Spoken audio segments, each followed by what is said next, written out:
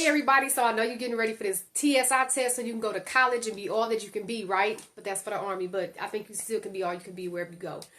This is a probability problem. This is number 16 from the Accuplacer study guide that is online. It is a probability problem, and it is not the easiest probability problem. You really have to understand what's going on. So it says Ray has 5 coins and they are worth 10 cents each. Anytime you have words, immediately underline or circle them and until you figure out that you do not need them anymore. It says, and he has 4 coins that are worth 25 cents. If he randomly selects 2 coins, what is the probability they will equal at least 35 cents? So they don't have to be 35 cents. They just have to be at least the minimum that they can be is 35 cents. Nothing below 35 cents. Let's go ahead and set up our probability. So what is probability? Let's first understand that. It's going to be whatever you want to happen out of your total chances of anything happen. So what you want to happen over your possible chances. So your total possible chances goes at the bottom. What you want to happen goes at the top. And it's always written like that. Always. Okay? Let's write down our information. I have 5 coins that equal 10 cents.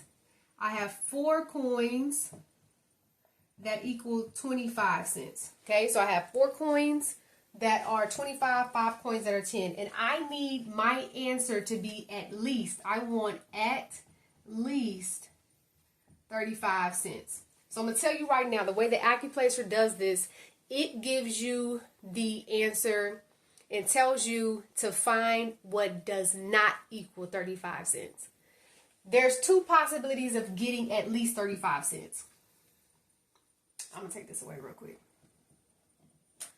So to get 35 cents, I would need 2 quarters, right? Or I would need a dime and a quarter. The only way to not get 35 cents would be 2 dimes. So here, I only have to figure out one probability. I can use that to help me get the other one. Up here, to get it, I would need to do something with a combination method and 2 different probabilities, and that's not what they're asking for. So what they did was say, I want you to use the probability of not getting 35 cents. It's almost, to me, it's like you're working backwards, but it works, and it's easier. So the probability of getting not would be 10 and 10. So I'm going to look at my 10 cents coins here because I want to see what would happen. 5 of my coins are equal to 10 cents out of a total of 9. Remember, it's what I want out of my total possibilities. So I'm going to add 5 plus 4, and that's going to give me 9 coins total. If I was to get a 10 cents coin out of the bag the first time, I'm not going to put it back in. And so I'm going to have 4 out of 8 chances this time because remember I had 5, took 1 away. That took away one of my totals. Now it's like, what do I do with these 2 fractions right here to get my total possibility of not getting 10 cents? What you need to remember is anytime you want 2 things to happen in probability, that means an and or both, whatever, both events to happen, you are going to multiply. Okay, always going to multiply to get the answer. If it's either or they're independent of each other, then you're going to add. The way I remember that is that multiply has more letters than add and has more letters than or. So that's a little mind thing I do to remember what I'm needing to do. So since I want both of these events to happen, I'm going to multiply these 2 fractions together.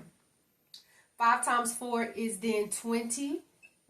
9 times 8 is 72. Now, I am going to simplify that. I did that so I can bring it down here. So my answer is 20 over 72. I'm going to divide both of these by 4 because they're divisible by 4. Okay?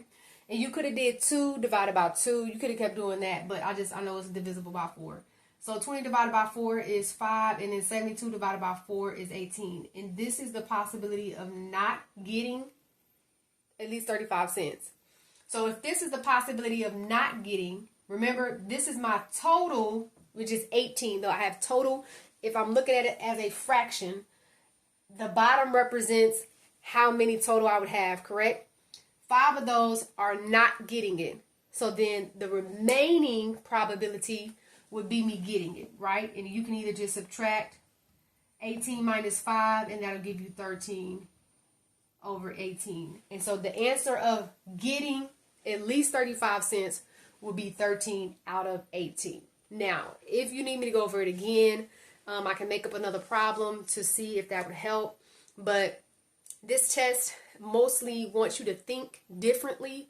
The STAR test, the ACT, the SAT, it's not about computation, which is why they don't give you a calculator on every single problem, because they want to see how your mind works and how you think. It's logical reasoning. It's critical thinking. It's a puzzle. You are a detective on a mystery. You are a private investigator. Use the answers to help you solve the problems. This is why I like math, because the answer is going to be 4 of the choices that are in front of you. Somehow you can manipulate those answers to give you what you need. Okay? So, hope this helped. If you are studying and you need further assistance, there is an app called Study that breaks the problems down in its reading, writing, physics, chemistry. It does anything. It translates different languages, which is why I like it. It's not just like one single app for anything. So you don't have to keep going to Google. You don't have to keep going to look at every single YouTube video. You literally have something there that you can just snapshot a photo, upload a picture, and it will give you a breakdown step by step of what the answer is. So check it out. It's in the App Store. It's free to download. You can use my discount code and you get unlimited snaps once you get it downloaded. But hey, check it out. Anyways, I hope you do amazing. I'll be back with number 17 tomorrow, maybe. Take care.